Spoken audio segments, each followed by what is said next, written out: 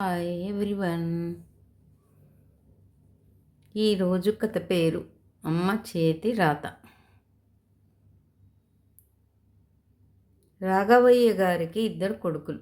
పెద్దవాడు అమెరికాలో, చిన్నవాడు హైదరాబాదులో ఉద్యోగం చేసేవాడు.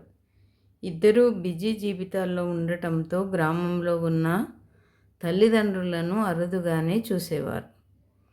ఒకరోజు వారి తల్లి లక్ష్మమ్మ అనారోగ్యంతో ఆసుపత్రిలో చేరింది. ఇద్దరు కొడుకులు వెంటనే వచ్చారు. చికిత్స పూర్తయి ఇంటికి వచ్చిన తర్వాత లక్ష్మమ్మ ఒక పాత పెట్టె తీసి ఇద్దరికీ ఇచ్చింది. నేను లేనప్పుడు తెరిచి చూడండి అంది.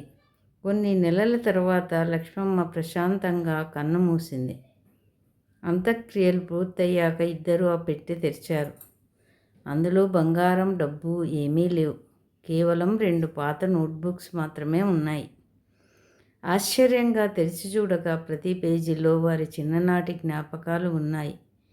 ఈరోజు మా పెద్దోడు మొదటిసారి నన్ను అమ్మ అని పిలిచాడు. చిన్నోడికి జ్వరం వచ్చింది, రాత్రంతా నిద్రపోలేదు. వాళ్ళు చదువుకొని పెద్దవాళ్ళు కావాలని దేవుణ్ణి కోరుకున్నాను. అలా 100 పేజీలు చదువుతున్న కొద్దీ ఇద్దరి కళ్ళల్లో నీళ్లు తిరిగాయి.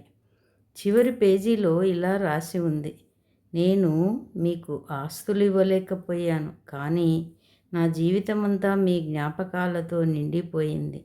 మీరిద్దరూ ఎప్పుడూ కలిసి ఉంటే అదే నాకు అతిపెద్ద కానుక. ఆ రోజు నుంచి ఇద్దరు అన్నదమ్ములు ప్రతి నెలా ఒకసారి కుటుంబంతో కలుసుకోవడం మొదలుపెట్టారు. తల్లిదండ్రులు వదిలే గొప్ప ఆస్తి డబ్బు కాదు, ప్రేమతో నిండిన జ్ఞాపకాలు. Thank you.